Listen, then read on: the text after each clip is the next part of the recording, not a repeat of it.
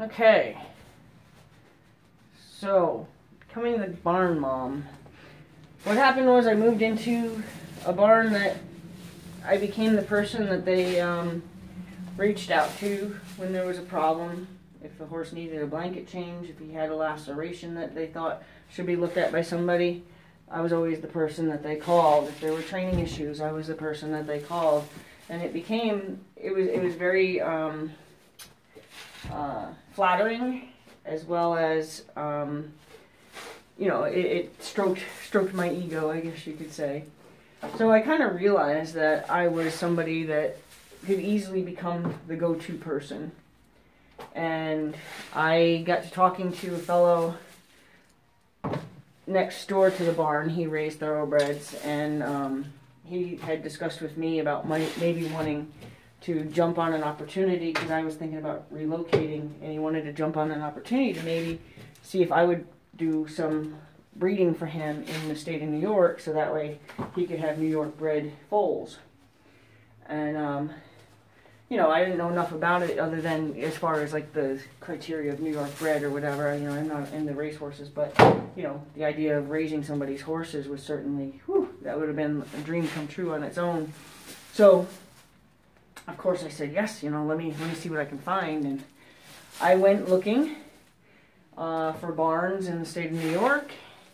And I also told him, through our conversations, that I would want something that was a little conducive to my evolving into a known horse trainer, not just somebody that, knows how to work with horses within a barn. I wanted to become my own entity.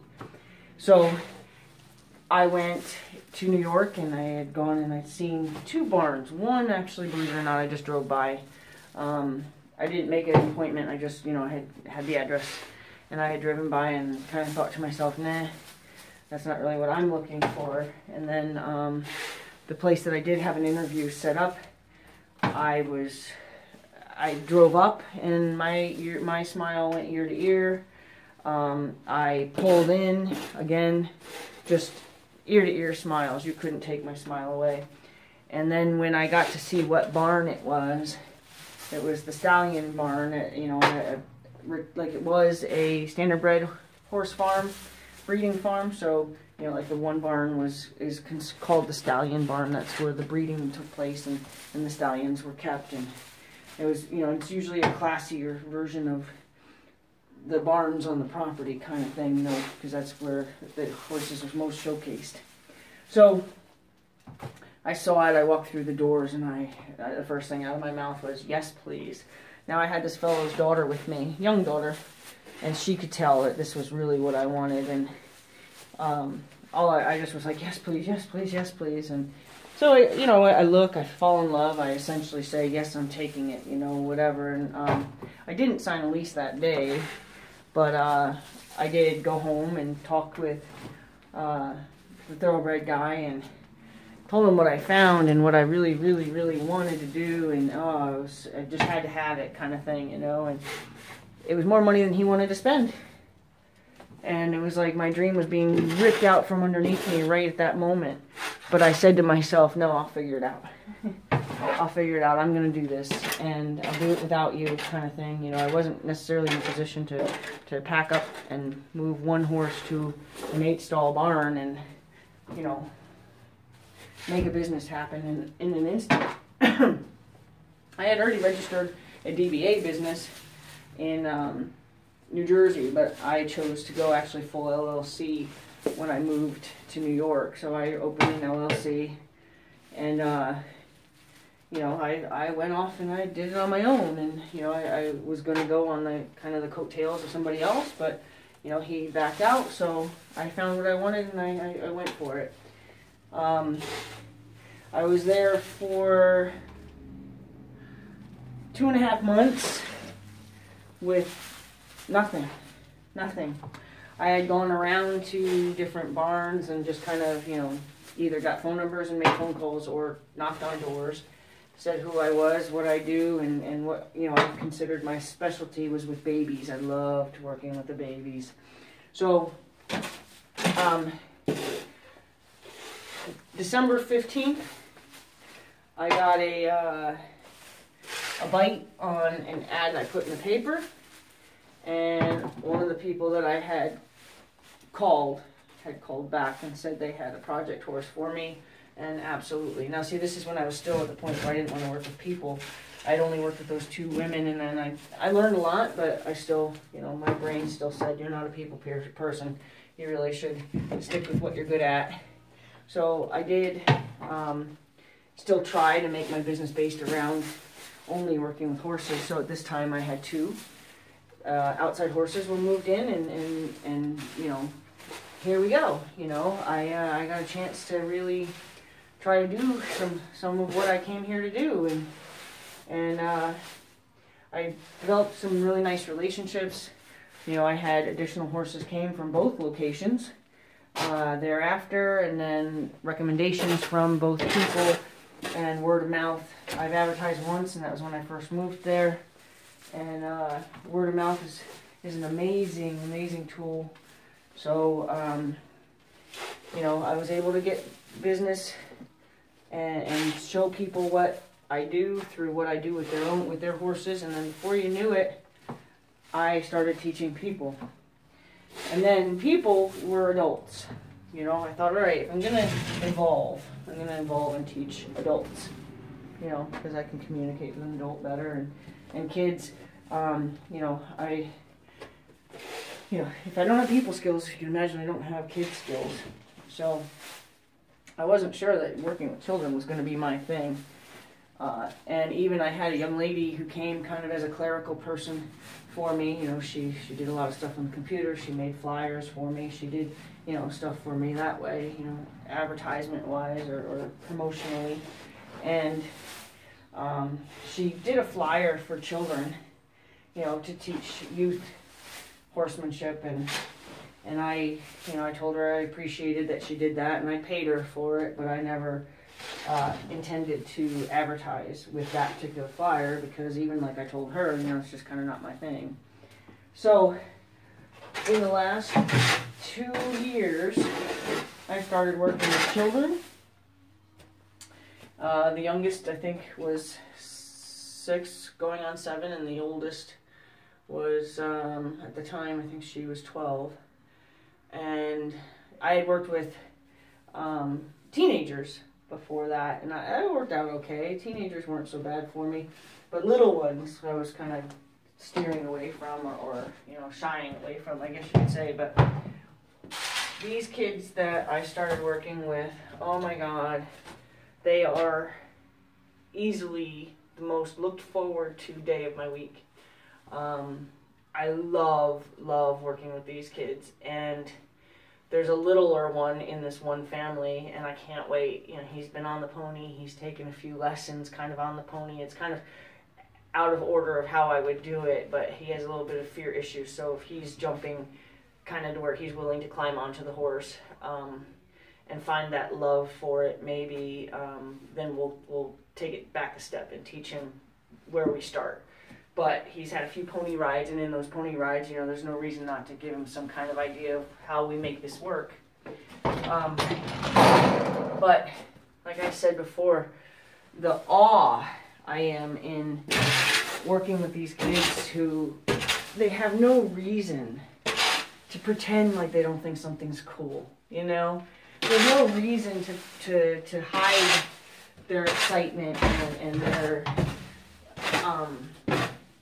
pride is a big word, but to hide their being proud of themselves for making something happen, and knowing that they 100%, because that's one thing I always make sure I tell them is, you made that happen. I stood here and told you, this is your task. We have pre-riding requirements, and then I call them a task, and they have a task. They have to do some puzzle that I put together, and they have to communicate with the pony to make that puzzle successful. And when we're done, that's when you get on them. Because I used to do, you know, kind of like what I had taken from some other training facility, and which was, they call it a pre-flight check. I used to do the pre-flight check. I used to just, you know, take the horses out, do a couple turns, and do a couple mirroring games and things like that, and get them to where they, you know, they're kind of connected to you, and then we just get on. Well, now I make it something a little more complicated, and make it a little more involved in, do we know for sure that that pony is listening to you? Do we know for sure that that pony is connected to your leadership before you get on? Because now I think for safety reasons, it's better that I do something a little more complicated, a little more involved, because, you know, kids pay attention a little bit less than adults. So is it possible that, you know, we could do a mirroring game and it looks good or whatever, and they get on the horse and their personal attention span is not where it should be.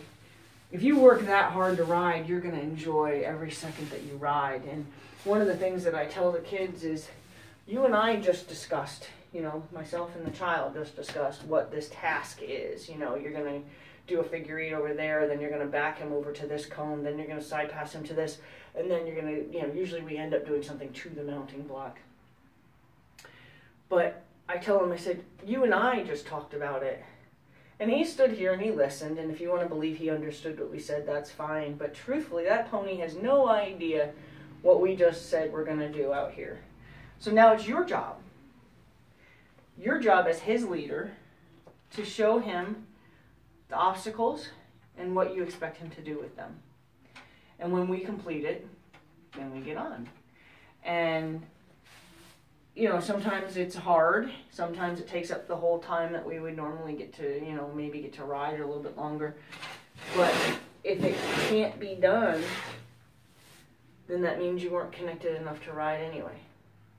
And the kids appreciate that. It makes them work harder. It makes them try to connect faster. It makes them want that connection more, for the opportunity to actually get on. But my rule here is you always have to sit down. Obviously with the kids it would be more, I used to say, you have to sit down and have a cup of tea with my horse.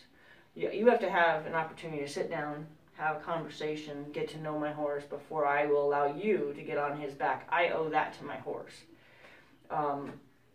With the kids I say you have to sit down at the, you know, the clay table and you have to create something, or you have to have a juice box together, you know.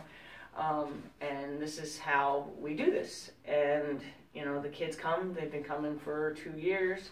They come every week religiously, rain, sleet, snow, doesn't matter, sunshine, hot, doesn't matter. These kids come and they just do cool stuff with the horses. And I love it. I want more kids, you know. So any of you out there thinking you might want to involve your children in something much more evolved than just getting on their back, being handed a tacked up pony and you ride that pony for a half an hour and then you climb off the pony and somebody takes it from you and off that pony goes and you get in mommy's car and that's your lesson. Now maybe some kids that's enough.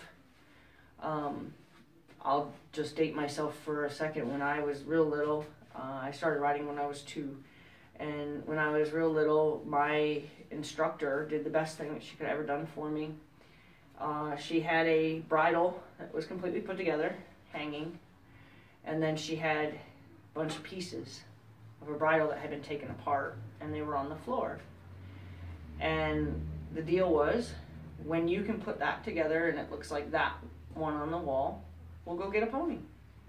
So it's kind of the same concept. I think I've used that concept where I'm not making a kid put together tack, which is still a good idea, you know, to teach your children not only the components of your tack, but how to care for it, how to put it back together, how to take it apart, how to replace pieces, whatever.